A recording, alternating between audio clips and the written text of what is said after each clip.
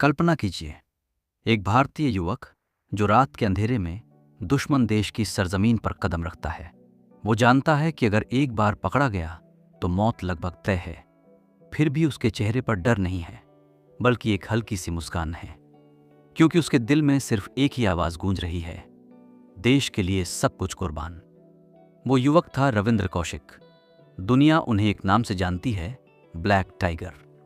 एक ऐसा भारतीय जासूस जिसने दुश्मन देश की सेना में मेजर बनकर सालों तक भारत के लिए काम किया और अंत में देश के लिए अपनी जान दे दी। रविंद्र कौशिक का जन्म 11 अप्रैल 1952 को राजस्थान के श्रीगंगानगर में हुआ। सीमा के पास बसे इस शहर में बचपन से ही युद्ध और सीमा की हलचल की कहानियां सुनी जाती थीं। रविंद्र एक साधारण परिवार से थे, लेकिन उनके अंदर कुछ बड़ा करने का सपना था। उन्हें थिएटर और अभिनय का बहुत शौक था। मंच पर वो अलग अलग किरदार निभाते थे। शायद उन्हें भी नहीं पता था कि एक दिन उन्हें अपनी असली जिंदगी में सबसे बड़ा किरदार निभाना पड़ेगा। साल 1973 में एक थिएटर कार्यक्रम के दौरान भारत की खुफिया एजेंसी रॉ के अधिकारियों की नज़र रविंद्र कौशिक पर पड़ी। उन्होंने देखा कि ये युवक अभिनय में माहिर है, उसकी याददाश्त तेज है और वो दबाव में भी शांत रह सकता है। कुछ दिनों बाद रविंद्र को एक गुप्त जगह बुलाया गया। वहां उनसे पूछा गया कि अगर देश को उनकी जरूरत पड़े तो क्या वे अपनी पहचान तक छोड़ने के लिए तैयार हैं, अपना घर, परिवार और अपना नाम भी। रविंद्र ने बिना हिचकिचाए कहा, हाँ, मैं तैयार हूं। इसके बाद शुरू हुई 2 साल की बेहद कठिन ट्रेनिंग। उन्हें उर्दू भाषा सिखाई गई, पाकिस्तानी संस्कृति और इस्लाम की धार्मिक परंपराएं सिखाई गईं, ताकि उनकी पहचान पर किसी को शक न हो। उन्हें एक नई पहचान दी गई, नबी अहमद शाकिर। साल 1975 में रविंद्र कौशिक थार के रेगिस्तान को पार करके पाकिस्तान पहुंच गए। अब वो रविंद्र नहीं थे, बल्कि नबी अहमद शाकिर बन चुके थे। उन्होंने कराची यूनिवर्सिटी में कानून की पढ़ाई की और बाद में पाकिस्तानी सेना में भर्ती हो गए। क्लर्क के पद से शुरुआत करके वो धीरे धीरे आगे बढ़ते गए और आखिरकार पाकिस्तानी सेना में मेजर के पद तक पहुंच गए।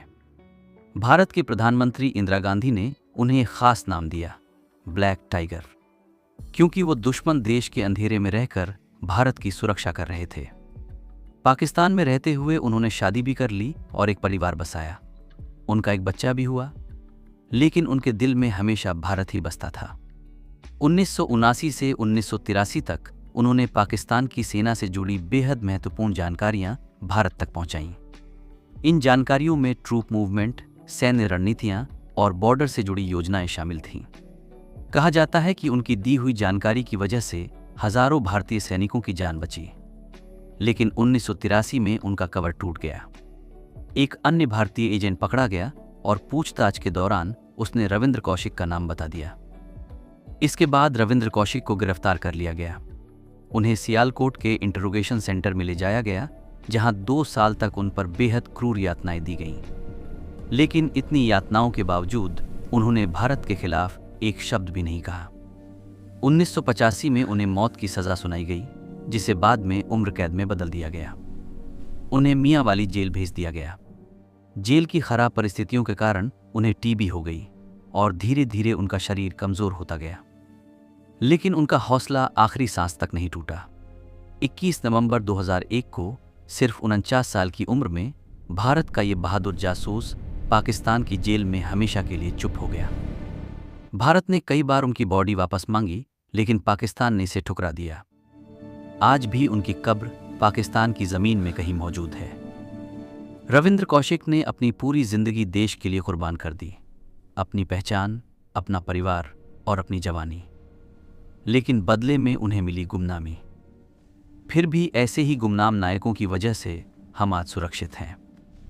रविंद्र कौशिक, ब्लैक टाइगर, भारत के उन अनसंग हीरोज में से एक हैं जिनके लिए हम गर्व से कहते हैं, जय हिंद।